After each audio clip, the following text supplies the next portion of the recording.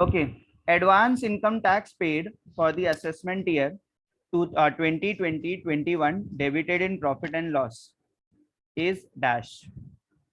बताओ, आपने advance income tax पे किया है, अलाउड है या नहीं? Not allowed, sir. Disallowed, sir. मैंने बोला है Disallowed. हाँ, इनकम टैक्स से रिलेटेड। एक्चुअली ये पे असेसमेंट ईयर गलत लिखा है, it should B 21 and 22 advance है ना, it should B for the different year, 21-22 होना चाहिए। Okay, so advance income tax है और असेसमेंट ईयर आपका जो है वो 21-22 ही है, उसके लिए आपने एडवांस टैक्स पे किया है, तो एडवांस पे करो। करंट ईयर मतलब जो भी है आप प्रोविजन बनाओ, इनकम टैक्स इज डिसअलाउड, हर तरह से वो क्या होता है, डिसअलाउड होता है। ठीक है, मैं बताऊं कहाँ पर दिया है आपको।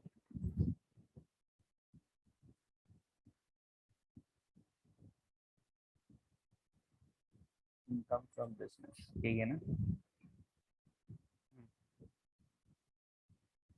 दिख रहा है इसमें कहीं इनकम टैक्स आपको? यहाँ देखो, Yes, sir. डिसअलाउड है। Okay, bribe paid for removal of sales tax penalty to assessing officer is debited in profit and loss account rupees 10,000। बताओ, आपने ब्राइब पे किया, ब्राइब का मतलब मालूम है ना, आपने रिश्वत दी है, अलाउड है क्या? Disallowed, sir. बहुत डिफिकल्ट था क्या? ठीक है, सेल्स और पेनल्टी, वैसे भी पेनल्टी एंड फाइन्स भी अलाउड नहीं है।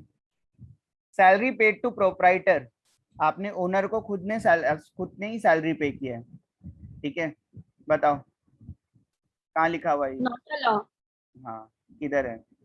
Interest on capital, salary, remuneration to owner या फिर प्रोप्राइटर, ठीक है, not allowed. Depreciation as per book is dash as per income tax act 1961।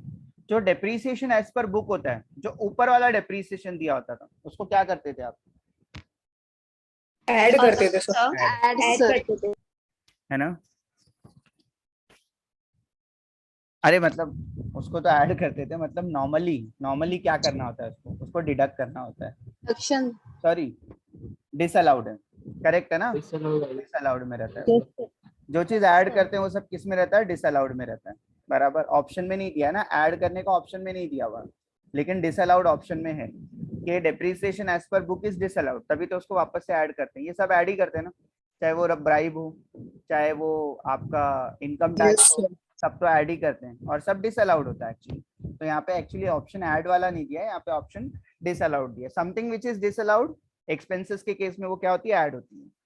Okay, employees salary paid includes remuneration paid to spouse for accounting work who is commerce graduate rupees 36,000 as per market rate it is 48,000। Market rate के हिसाब से उसको 48,000 आपको देना चाहिए था, आप अपनी वाइफ को सैलरी देते हैं कितनी, 36,000, जो कि आपके फर्म में अकाउंटिंग वर्क करती है। Is it valid? क्वेश्चन समझा क्या? इस पर्टिकुलर ग्रेजुएट को मार्केट में 48,000 की सैलरी मिलना चाहिए, जबकि आपने अपनी वाइफ को ही अपने बिजनेस में रखा हुआ है और आप उसको 36,000 की सैलरी देते हैं, ठीक है, चलेगा क्या? No, sir. Disallowed. डिसअलाउड हो जाएगा। अरे उसकी स्पाउस जो है उसके फॉर्म में काम करती है और आपने उसको सैलरी दिया, तो क्यों डिसअलाउड होगा वो? ठीक है, अलाउड सर। हाँ, समझो कॉन्सेप्ट ये है कि अगर आप उसने अननेसेसरी उसको सैलरी दिया होता तो डिसअलाउड होता था, उसने मार्केट रेट से कम ही दिया अपनी वाइफ को सैलरी, तब तो अलाउड होना चाहिए, ठीक है। तो इस कॉन्सेप्ट के हिसाब से ये अलाउड हो जाता है। रूल ये है कि आप मार्केट रेट से ज्यादा अपने रिलेटिव को सैलरी नहीं दे सकते बिजनेस में, और खुद को तो बिल्कुल ही नहीं दे सकते, मतलब ओनर को जाने वाली कोई भी चीज अलाउड नहीं है, लेकिन अगर उसके रिलेटिव वगैरह को जा रही है तो मार्केट रेट से कम में जाना चाहिए, ठीक है, मार्केट रेट से ज्यादा नहीं जाना चाहिए, जितना भी ज्यादा जाएगा उतना क्या होगा, डिसअलाउड हो जाएगा। ये पॉइंट समझा आपको? थोड़ा सा कंफ्यूजन था इस पॉइंट में, ठीक है, और नया भी था शायद आपके लिए। तो यहाँ पे रूल ये है कि आप रिलेटिव को सैलरी दे सकते हैं, लेकिन वो वैलिड होना चाहिए। वैलिड होना चाहिए मतलब अगर आपकी वो क्या कॉमर्स ग्रेजुएट है, उसकी सैलरी 36,000 होना चाहिए, आप उसको 3,60,000 दे रहे हैं, तो जितना आप ज्यादा दे रहे हैं वो डिसअलाउड है। ठीक है, तो कम दे रहे हैं तो कोई प्रॉब्लम नहीं है, वो अलाउड हो जाता है, ज्यादा नहीं देना है। ठीक है, okay. Cash expenses paid above ₹10,000 is dash. 10,000 से ज्यादा आपने कैश में पे किया है, कहाँ है बताऊं? देखो लास्ट लाइन में, एक्सपेंसेस पेड इन कैश और बेयर चेक एक्सीडिंग ₹10,000। 10,000 से ज्यादा आप एक्सपेंसेस कैश में पे करते हैं तो क्या हो जाएगा? एक्सपेंसेस नॉट अलाउड है। नॉट अलाउड मतलब क्या होता है? डिसअलाउड का ऑप्शन है यहाँ पे। ठीक है, provision for loss or receivable, कोई भी प्रोविजन, कोई भी रिजर्व क्या होता है? डिसअलाउड Not होता allowed, Not sir. allowed, sir. है। Expenditure in souvenir, brochure and pamphlet etcetera publish for political party, आपने एडवर्टाइजमेंट किया है लेकिन किसके लिए किया है? पॉलिटिकल पार्टी के लिए किया है। Disallowed, sir. Sir, not allowed. हाँ, dash tax is allowed as business expenses, इसमें से कौन सा टैक्स जो है वो अलाउड है बिजनेस में? Goods and service tax, sir. Business tax. बाकी सारे जो है वो अलाउड नहीं है। सैलरी, बोनस, कमीशन और रेम्यूनरेशन ड्यू टू और received by working partner from the firm is taxable under the head dash. ये मैंने आपको तब पढ़ाया था जब आप इनकम फ्रॉम सैलरी पढ़ रहे थे, है ना? एम्प्लॉयर एम्प्लॉय रिलेशनशिप मिलना चाहिए। ठीक है, और पार्टनर की सैलरी भी वहां पे थी। ठीक है, पार्टनर को मिलने वाला बोनस, सैलरी, क्योंकि पार्टनर ओनर होता है, ठीक है, इसलिए उसकी सैलरी, उसका बोनस, उसका कमीशन किस में जाएगा? ओनर किस में टैक्सेबल होते हैं?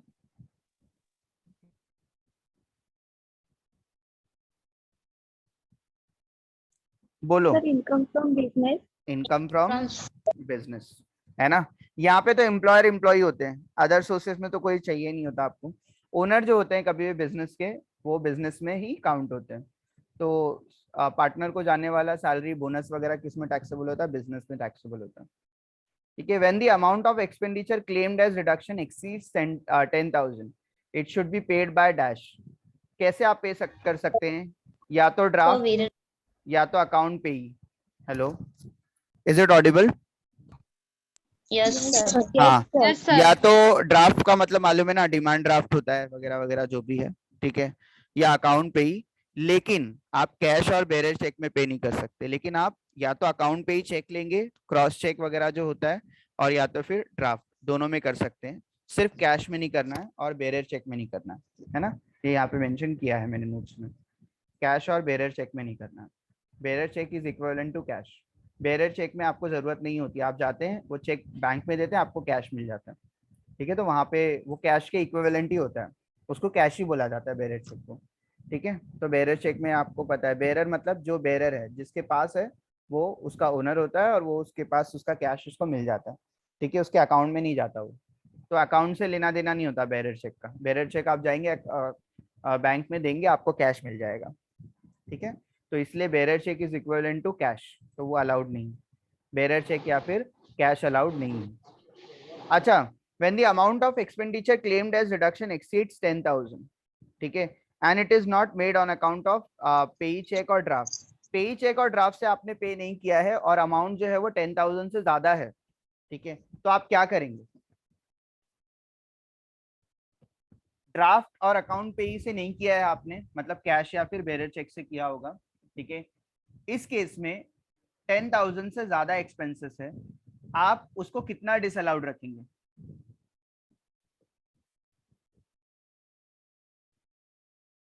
थोड़ा सा ट्रिकी क्वेश्चन है लेकिन चलो गेस करो, चवन्नी मिलेगी आपको।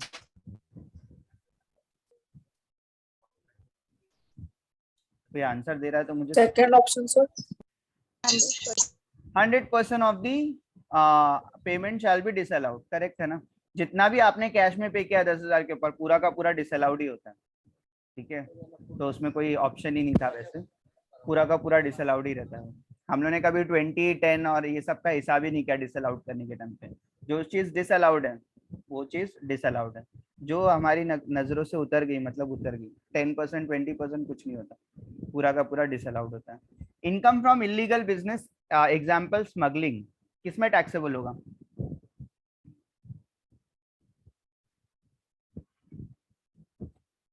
बोलो, बिजनेस आपका लीगल नहीं है, इलीगल है।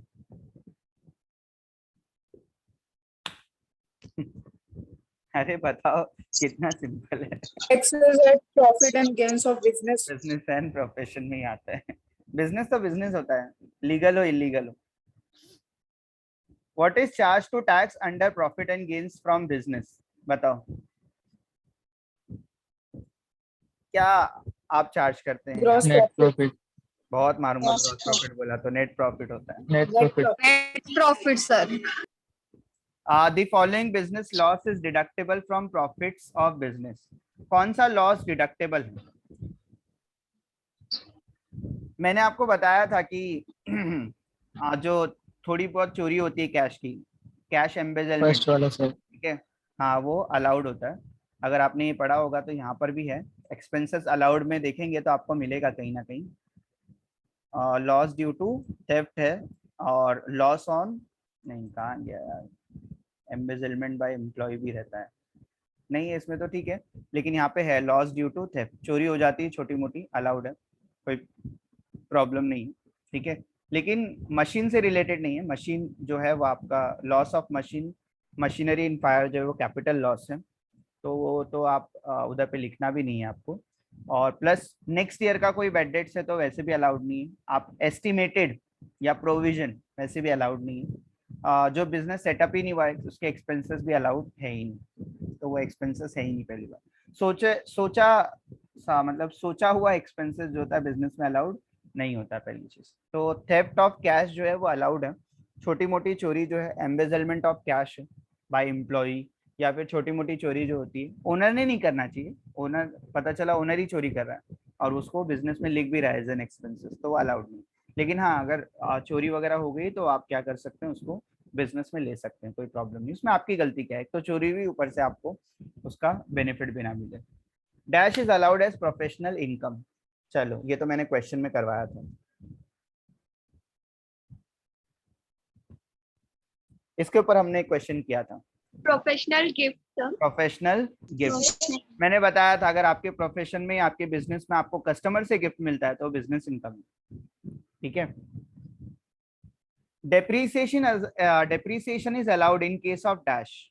पहली बात तो डेप्रीसिएशन दोनों का चलता है, टेंजिबल और इंटेंजिबल दोनों पे है, ठीक है। यहाँ पे नो हाउ, पेटेंट वगैरह जो है ये सब आपका इंटेंजिबल एसेट्स है। यहाँ पे दोनों पे आप डेप्रीसिएशन, एमोटाइजेशन दोनों पे माइनस कर सकते हैं, इधर पे कोई डिफरेंस नहीं है बिजनेस के केस में। ABC Limited pays GST for the financial year 2021 before 30th/9/2021. That is due date of filing return. अगर आपने due date of filing return से पहले GST पे कर दिया है तो वो उस ईयर में आपको अलाउड हो जाएगा एज एन एक्सपेंसेस। ये याद रखना, GST जो है आपको पेमेंट बेसिस पे अलाउड है, जो टैक्सेस है पेमेंट बेसिस पे अलाउड है, ठीक है। तो आपको पे कब करना है, आपको उसी ईयर में पे करना है, या फिर नहीं भी पे कर पाए तो ड्यू डेट से पहले पहले आपको पे कर देना, ठीक है। तो 2021 में आपको इसका बेनिफिट मिल जाएगा। तो कौन से ईयर में इसका बेनिफिट मिलेगा आपको? 2021 में इसका बेनिफिट मिलेगा। सर अगर नहीं पे कर पाए ड्यू डेट तक के, तो अगर ड्यू डेट तक के नहीं पे कर पाए तो आपको नेक्स्ट ईयर उसका बेनिफिट मिलेगा, ठीक है। तो 2021 में बेनिफिट चाहिए तो या तो 2021 मार्च तक के पे कर दो, या तो ड्यू डेट आने वाली है, सितंबर तक की ड्यू डेट होती है रिटर्न फाइलिंग की, ठीक है। वो सीखेंगे नेक्स्ट सेमेस्टर में, सीखेंगे ड्यू डेट किसकी क्या रहती है। लेकिन ड्यू डेट से पहले पे कर दिया, GST अलाउड है, नहीं है तो नेक्स्ट ईयर अलाउड होगा, जब पे करेंगे तब अलाउड होगा, ठीक है। तो GST पेमेंट बेसिस पे अलाउड होता है, ठीक है। तो ये 2021 में अलाउड हो जाएगा। तो 2021 वाला जो भी आपका है वो अलाउड है। कौन सा 2021 आपका ईयर है, तो उसका फाइनेंशियल ईयर जो होगा वो 21-22 होगा, है ना। तो 2021 वाला जो एक्सपेंसेस है उसका असेसमेंट कब होगा आपका? 21-22 में। तो 21-22 में आपको अलाउड हो जाएगा वो, ठीक है। तो वो एक्चुअली ये क्वेश्चन जो पूछा है वो प्रीवियस ईयर का पूछा है, और कैलकुलेशन जो है वो असेसमेंट ईयर में होता है। तो असेसमेंट ईयर कभी भी आगे होता है। तो 2021 में क्या अलाउड है? यस, 2021 में अलाउड है, लेकिन उसका बेनिफिट आपको कभी भी कब मिलेगा? असेसमेंट ईयर उसका कब होगा? कभी भी नेक्स्ट ईयर उसका असेसमेंट ईयर आता है, तो उस हिसाब से वो 2021 के एक्सपेंसेस में अलाउड है, लेकिन उसका असेसमेंट कब होगा, कभी भी 21-22, मतलब अपना करंट जो असेसमेंट ईयर है वही है 21-22 है, जबकि इसका प्रीवियस ईयर कब था, 2021 था। तो इसमें प्रीवियस ईयर और असेसमेंट ईयर में कंफ्यूज किया है दोनों में। ठीक है, ये सारे जो भी मैंने क्वेश्चन आपको दिए हैं, ठीक है, ये सारे प्रीवियस ईयर में आ चुके हैं। ठीक है, ये सब क्लस्टर के क्वेश्चन थे, हमने नहीं बनाया। ठीक है, repairs to air conditioner installed in managing director residence, उसके घर पे ना आपने क्या किया है, एयर कंडीशन ना इंस्टॉल किया है, किसके घर पे, मैनेजिंग डायरेक्टर के, और उसको डेबिट किया है प्रॉफिट एंड लॉस में, अलाउड है क्या, पर्सनल है ना, हाँ सर, पर्सनल है ना, डिसअलाउड। हाँ, तो कितना डिसअलाउड है, अरे बोलो कितना डिसअलाउड है, 15,000 सर सर। Total 15,000 sir. है ना, तो डिसअलाउड 15,000। परक्यूजिट का मतलब तो आपको मालूम है, received by an assessee during the course और कैरिंग ऑन हिज बिजनेस और profession is taxable under the head dash, तो उसके बिजनेस में उसको कुछ बेनिफिट्स मिलते हैं। ठीक है, परक्यूजिट का मतलब तो आपको मालूम है, कुछ कैश में नहीं मिल रहा है, कुछ काइंड में मिल रहा है उसको, मे बी उसको बिजनेस में उसको कार मिला, बिजनेस से उससे उसको लैपटॉप मिला, बिजनेस से उससे जो भी है, जो भी परक्यूजिट उसको मिलती है, रहने के लिए घर मिला, बताओ कहाँ पे टैक्सेबल होगा, business and professional sir. Business and sir income from salary. Income from salary में कहाँ से आ गया, एम्प्लॉयर एम्प्लॉय रिलेशनशिप चाहिए उसके लिए, बराबर ना, सर अदर सोर्सेज। नहीं, ये सर ये थर्ड वाला business business and Business profession में आएगा। professional income. बेटा देखो, इसका रिलेशनशिप क्या है, ये ओनर है, और ओनर हमेशा कहाँ पे टैक्सेबल होते हैं, बिजनेस एंड प्रोफेशन में।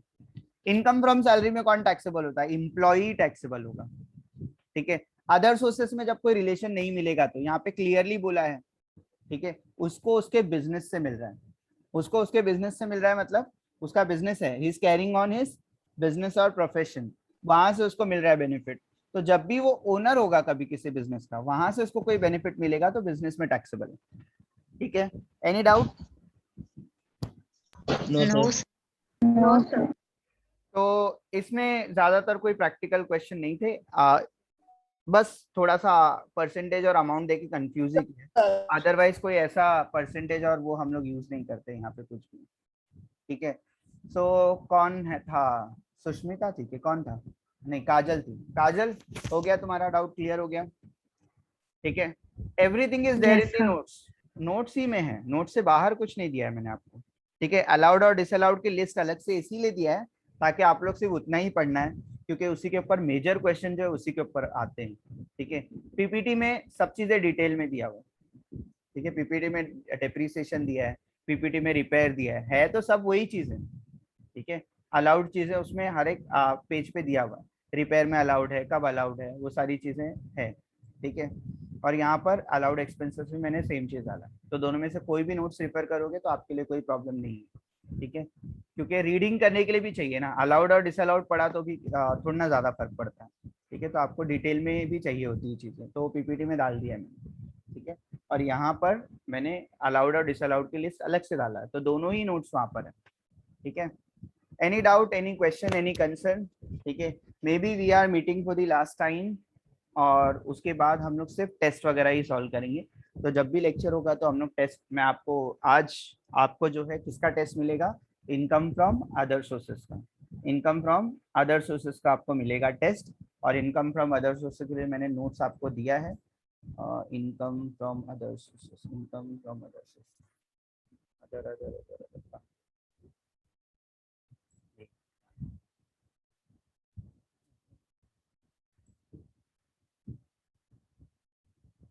From business, income from other sources. देखो ये वाली नोट्स आपको दिया है, मैं स्क्रीन शेयर कर अपलोड कर दिया है जबकि हम लोगों ने पढ़ लिया ये पूरा। तो ये एग्जांपल है अदर सोर्सेस के, जो कहीं नहीं आते वो कहाँ पर आते हैं, अदर सोर्सेस में आते हैं। कैजुअल इनकम मैंने बताया ऑलवेज टैक्सेबल कोई भी एक्सपेंसेस, कोई भी डिडक्शन अलाउड नहीं है, 30% पे टैक्सेबल होता है। फैमिली पेंशन या तो एग्जम्पशन मिलेगा आपको, या तो 15,000 का या तो 1/3 का, which ever is less. Dividend सब टैक्सेबल है, even dividend from Indian company भी टैक्सेबल है।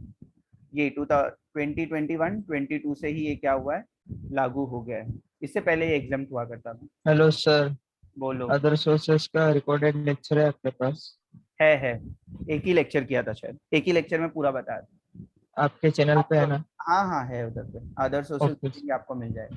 और आजकल ओके। मैंने क्या किया है पता है, या तो उधर पे एस वाई लिखा होगा, या तो एस वाई बैफ या तो एस वाई बी एफ। आपको जो वीडियो रेफर करना है आप कर लो, कोई प्रॉब्लम नहीं, दोनों के वीडियो सेम होते हैं, खाली टॉपिक देख ओके लो उस पर क्या लिखा हुआ। ठीक है। उसके बाद मैंने डिविडेंड में आपको बताया था, डिविडेंड आप सारे टैक्सेबल हो गए, अब डिविडेंड में कुछ भी एग्जाम्प्ट नहीं है, याद रखना, गलती नहीं करना। ठीक है। इंटरेस्ट में भी सारे इंटरेस्ट होंगे, शायद बैंक से मिले, कंपनी से मिले, लोन पे मिले, गवर्नमेंट सिक्योरिटी में मिले, नॉन गवर्नमेंट सिक्योरिटी में मिले, सब टैक्सेबल है। रेंट किसका होगा यहाँ पे, हाउस प्रॉपर्टी का नहीं होगा। ठीक है। सबलेट है, हाउस प्रॉपर्टी है लेकिन सबलेट है। सबलेट मतलब आपने लेट नहीं किया, आपने सबलेट किया, आपने किसी से लेट मतलब आपने वो किसी से रेंट पे लिया और आपने किसी और को रेंट पे दिया, तो सबलेट हो सकता है, या फिर कुछ असेट्स वगैरह आप रेंट पे दे सकते हैं। तो एक्सपेंसेस आप माइनस करना अलाउड है, collection charges, expenses, depreciation, repair वगैरह आप क्या कर सकते हैं, माइनस कर सकते हैं। गिफ्ट्स के केस में आपको मैंने 3 चीजें याद रखना है। गिफ्ट 50,000 के ऊपर पूरा टैक्सेबल होता है, पूरा 51,000 है तो पूरा टैक्सेबल होगा। ठीक है। गिफ्ट रिलेटिव से है तो पूरा एग्जाम्प्ट है। Gift on the occasion of marriage है तो पूरा एग्जाम्प्ट है। बाकी सब याद रखना है तो रखो, नहीं तो नहीं। रिलेटिव की डेफिनेशन यहाँ पे लिखी है, याद रखना है तो रखो, नहीं तो कोई प्रॉब्लम नहीं है। कुछ जो है वो टैक्स फ्री है, जैसे interest on capital investment bond है, पोस्ट ऑफिस सेविंग पे जो मिलता है आपको, नेशनल रिलीफ बॉन्ड पे जो मिलता है, यूटीआई का इनकम जो है वो भी क्या है, टैक्स फ्री है। ठीक है। फिर एमपी का जो अलाउंसेस होते हैं वो टैक्स फ्री है, जबकि उसकी सैलरी जो है टैक्सेबल है अंडर अदर सोर्सेस, लेकिन उनके अलाउंसेस जो है वो टैक्स फ्री होते हैं। ठीक है। Amount not deductible, personal expenses आप कहीं से भी माइनस नहीं कर सकते हैं। ठीक है। Interest paid outside India without TDS आप माइनस नहीं कर सकते हैं। ठीक है। और क्या सर था, यूटीआई का फुल फॉर्म लिख दो ना। Unit unit trust of India. ठीक है। कॉमन है वो, आप नेट पे भी ऐसा सर्च करेंगे यूटीआई का मिल जाएगा आपको। ठीक है। इसमें ये भी लिखा है कि आप ओके सर। लॉटरी वगैरह में से, कैजुअल इनकम में से कुछ भी माइनस नहीं कर सकते। ये चीजें बहुत इंपॉर्टेंट है। बस पर्सनल एक्सपेंसेस आप कहीं से ही माइनस नहीं कर सकते हैं।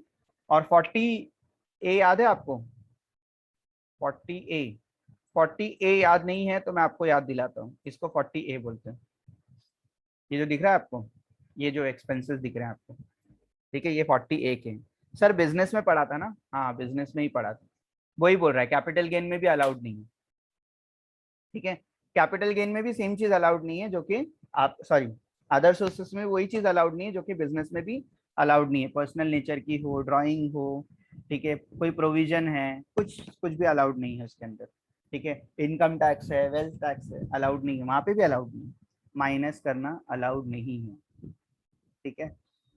सो अदर सोर्सेज भी एक बार आप लोग पढ़ लेना, इजी है अदर सोर्सेज। ठीक है। एग्रीकल्चर का लिखा नहीं है मैंने, बट आपको पता है agriculture is exempt.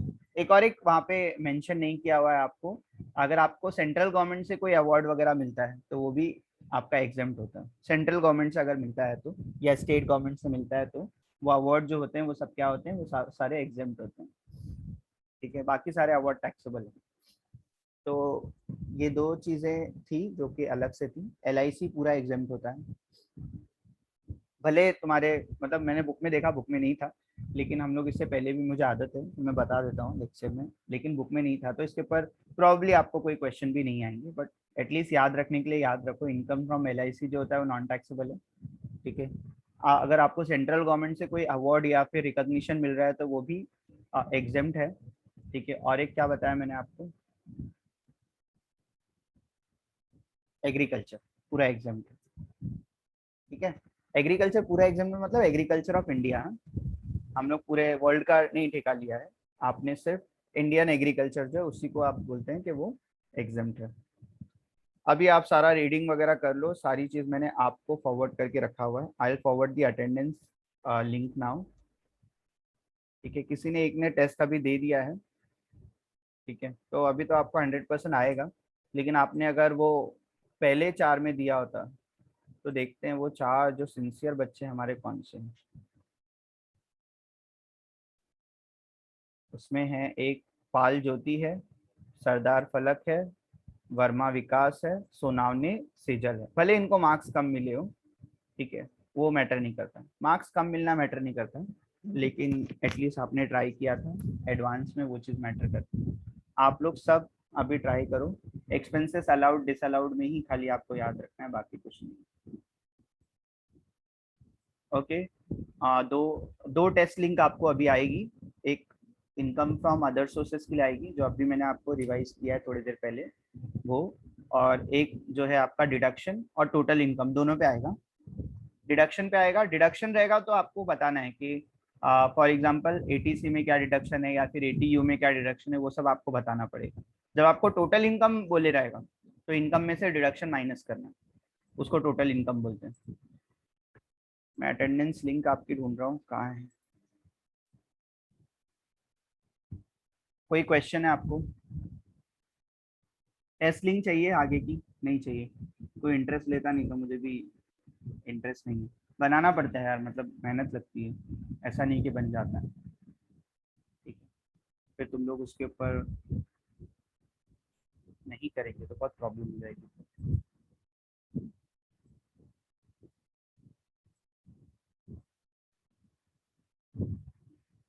Test sir, gift अगर 50,000 ही है तो टैक्सेबल नहीं है बेटा, 50,000 गिफ्ट टैक्सेबल नहीं होता। 50,000 ही है तो कैसे टैक्सेबल होगा? मैंने बोला 50,000 के ऊपर होगा, 50,001 रुपीज, तो पूरा 50,001 रुपीज टैक्सेबल हो जाएगा। तो किसी को भी बोलो कि शगुन के 1 रुपए ना दे, 50,000 ही दे, खत्म। 50,000 है तो नो प्रॉब्लम।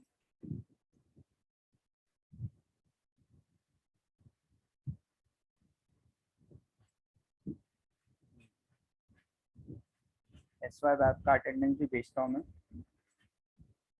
अभी जो भेजा है वो S Y B F M का है। Yes, 51,000 is taxable. अरे किसी को पर्सनली चला गया।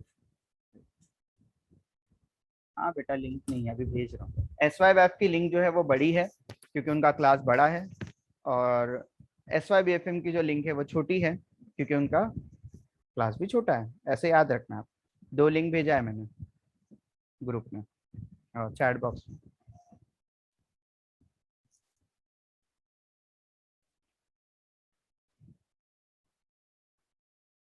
आपको भले ही मैंने आज जल्दी छोड़ा है, आप लोग ध्यान देंगे कि सारे टेस्ट, ये टेस्ट आपको देना है। कई लोगों ने टेस्ट नहीं दिया है दोनों क्लास से। आपको टेस्ट को रीड करना है अच्छे से, अलाउड डिसअलाउड की लिस्ट याद रखो यार, और क्या है इनकम फ्रॉम बिजनेस में और क्या है। ठीक है, क्वेश्चन तो नहीं पूछा जा सकता, इतना बड़ा सा क्वेश्चन तो नहीं पूछा जा सकता आपको। ठीक है। हम्म। और दूसरा ये है कि अगर मतलब मुझे बनाना होता तो शायद मैं उसके ऊपर प्रैक्टिकल बनाता, लेकिन मैंने अपने कोई क्वेश्चन आपको दिए नहीं। ठीक है, जो भी प्रीवियसली यूज हुए हैं क्वेश्चन मैंने वही दिए हैं। तो आपको भी अराउंड दिस क्वेश्चन आप एक्सपेक्ट कर सकते हैं कि ऐसे क्वेश्चन आपको एग्जाम में आ सकते हैं। ठीक है, क्योंकि मैंने कोई बनाए हुए अपने क्वेश्चन कभी भी आप लोगों से शेयर नहीं किया है। ठीक है, मेरे पास लेकिन हाँ इतना है कि मेहनत लगती है, एडिट करना पड़ता है, क्वेश्चन को चेंज करना पड़ता है। ठीक है, उतनी मेहनत लगती है। अगर वो नहीं चाहिए आपको तो आप लोग को कोई प्रॉब्लम नहीं है। ठीक है, okay okay, thanks for the lecture. Okay, done. ये थैंक्स फॉर दी लेक्चर का मतलब बोलना चाह रहे हैं बच्चे के सर बस हो गया, अभी लेक्चर बस हो गए। ठीक है, मैं आपको जो है आपका हाँ टेस्ट लिंक जो है वो भेज दूंगा। एक तो आपका इनकम फ्रॉम अदर सोर्सेस है, और दूसरा आपको टोटल इनकम कैलकुलेट करने आएगा, या फिर आपको डिडक्शन बताने के लिए बोलेगा। दोनों में से कोई भी क्वेश्चन आपको वहां पे आ सकता है। ठीक है, टोटल इनकम बताने बोला तो इनकम माइनस डिडक्शन, जितना भी अलाउड डिडक्शन है। ठीक है, वही फॉर्मूला है उसका, एक बार टेस्ट करेंगे तो आपको समझ में आ जाएगा। ठीक है, तो डिडक्शंस के ऊपर काफी सारे प्रैक्टिकल क्वेश्चंस आते हैं। ठीक है, वो ये नहीं है, थ्योरी नहीं, बहुत इजी होता है। डिडक्शन पे क्वेश्चन बनाना बहुत इजी होता है। ठीक है, ओके देन, मैं अभी ये वाइंड अप करता हूँ लेक्चर, आप टेस्ट दे दो। ठीक है, यू वेलकम। किसी ने अटेंडेंस नहीं दिया है क्या, ऐसा कोई? ठीक है, I will and the meeting now.